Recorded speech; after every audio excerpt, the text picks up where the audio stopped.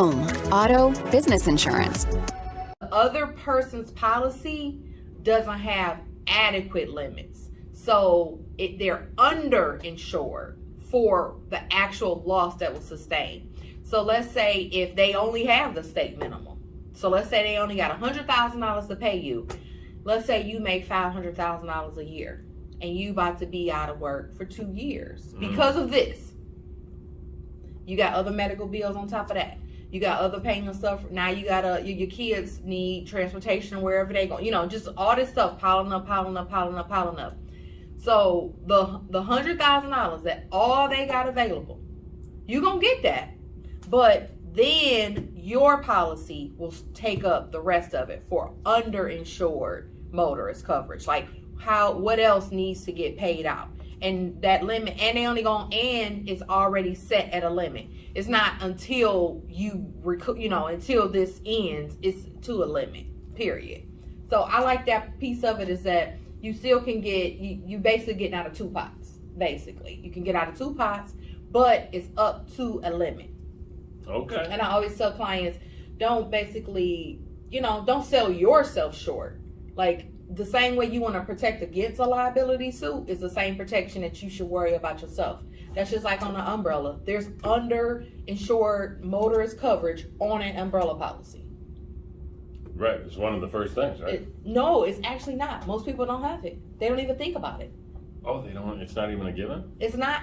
Some policy, no, it's not a given. You have to add it. But most people don't even think that, because when you think about an umbrella policy, you always so worried about someone suing you. Right. You're not really as concerned about what if you need to be recouped from things. People don't have insurance and they don't have enough.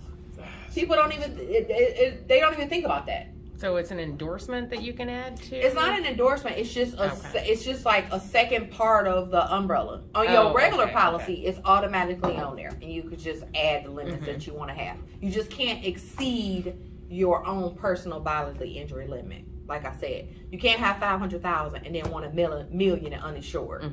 It can only be up to what you currently have. You can't exceed.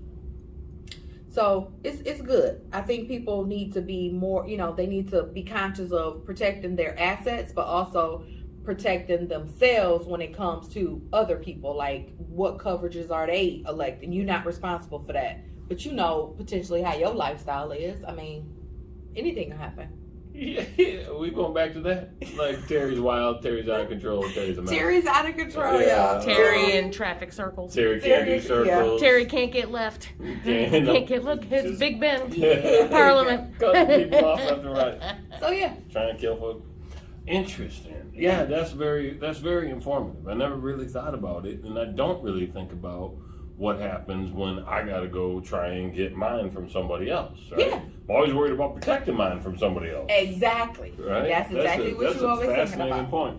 Okay. Terry, I feel like you felt like I felt the other day when I found out something for real. I'm serious. I can see Terry like, I never thought about it. I never thought about it like that. Yeah. It's true. Yeah. It makes a ton of sense. Okay. All right. See, and this is why we like learning out loud together. Don't you feel like you're part of it now? Sometimes I learn out loud too as I'm speaking. Yeah. I'm relearning. I'm learning this again. All right, that's cool. Anything else we want to talk about on that? That was highlighted. Okay, we got that covered. All right, so leadership. Yes. I'm closing this. Okay. Done with that. Leadership lesson for today is, how do you turn your company into a referral generating machine? Ooh,